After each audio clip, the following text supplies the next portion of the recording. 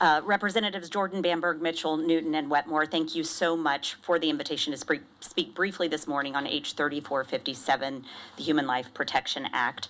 By way of personal introduction, my name is Casey Eichelberger.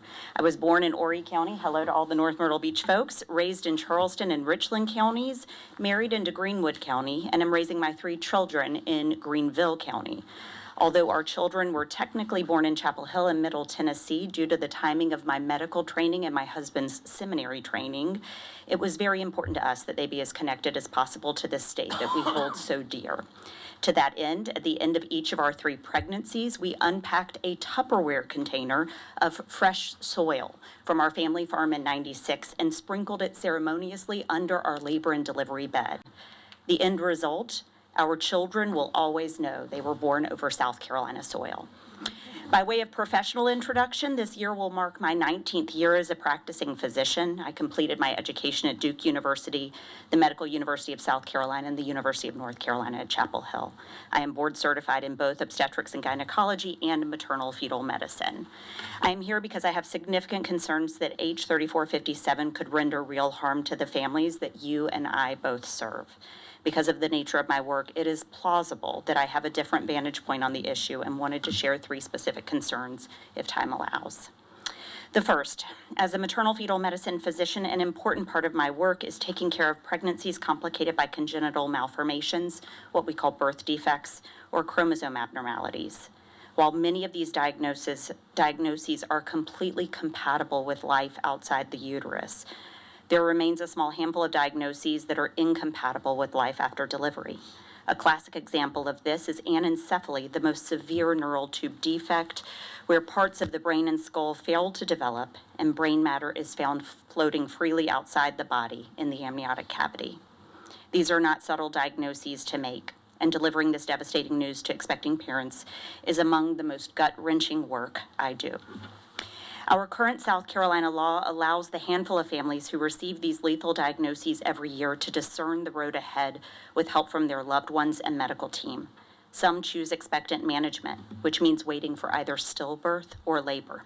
And some choose termination of pregnancy via induction of labor or D&C. Critically, what I have learned from my years doing this work with humility is that we cannot know what path we would choose until faced with the decision ourselves. For me, families with a truly lethal fetal diagnosis choosing between expectant management and termination of pregnancy are making a very similar choice as other families discerning if or when to withdraw their loved one from a mechanical ventilator in an ICU. Biologically, the placenta functions much like a mechanical ventilator, doing the work of oxygenation, ventilation, and maintaining an acid-base status compatible with life. For pregnancies with lethal diagnoses like anencephaly without the support of the placenta, regardless of gestational age, these pregnancies cannot survive. A law that takes away the option of termination of pregnancy in South Carolina for these families will not reduce suffering, will not change the frequency of lethal malformations or the inevitable loss of these pregnancies.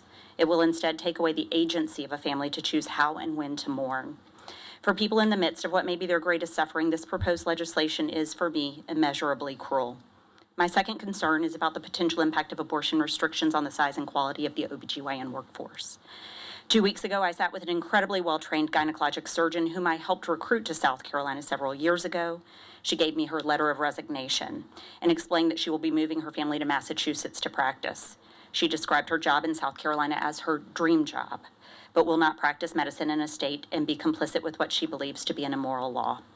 As we lose her, we will also lose her 3 precious children, as well as her husband, who is a double board-certified radiologist, and who will also join an academic faculty in Massachusetts. Massachusetts, as you may know, has one of the lowest maternal mortality rates in the nation, ranking in the top 5 safest states for women to deliver. South Carolina is in the bottom quintile. As of January 2025, there is 1 doctor per 194 people in Massachusetts. That number for us in South Carolina is 1 for 374 people.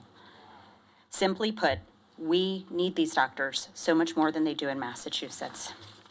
My final concern I want to lift up for your consideration today is the impact of existing and proposed anti-abortion legislation on delay of care for pregnant women who present with life-threatening infection or hemorrhage before the limits of viability. Stories to this end have circulated in the press, including a recent opinion piece in the Sun News entitled, "I'm Being Refused." A woman's viral video at Conway Medical Center isn't the full story.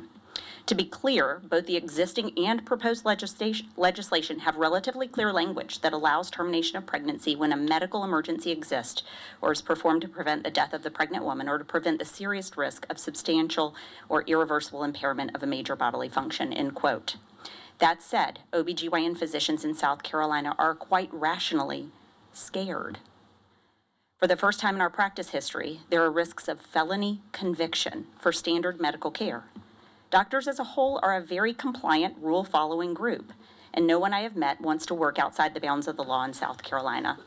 To the extent that these laws are confusing to read with significant nuance, and to the extent that they have scared physicians, it is not unexpected that good doctors, well-trained doctors, may indeed end up delaying care to triple check with their hospital's risk management team or legal team or ethics team that they are safe to proceed. Is this ideal? Absolutely not. In these clinical scenarios, minutes may be the matter of life and death, but the delay is honest and reasonable. We want to comply with your law. To conclude, I can't see any path through which this does not directly threaten the health and safety of women in our communities. It contradicts our state's long history of valuing individual rights and ignores the complexity of medical ethics. I plead with you today to help those of us taking care of families do our jobs to the best of our abilities and ask that you vote against this bill. Thank you. Dr. Eichelberger. Dr. Eich, stay with me for just a second if you don't mind. Of course. Representative Wetmore has a question again. As Yes, I've said before, certainly that's your discretion is to choose to take the question or not, but there is a Thanks question. so much. Briefly, I want to ask you, really appreciate the data that you've shared with us and the numbers. I think that governing based on facts and information is so important for us. Can you tell us, outside of legislation, is there evidence-based information or applications to reduce the frequency of abortion? What should we be doing instead? Yeah, there are. Thank you for the question. There was a study, a randomized study done by one of the national experts, Jeff Pipert, in St. Louis called the CHOICE study. He was not looking at abortion at all, but he was interested in what would happen to a population of people if contraception methods were free. They did a large study, well-funded, where women were able to come in and look at all contraception options and choose not based on insurance status or cost, but just what they wanted. Overwhelmingly, women chose long-acting reversible contraceptions like IUDs or implants, and what other researchers found in the years following was that in the towns and communities where the study was done, the rate of elective termination of pregnancy plummeted by statistically significant margins.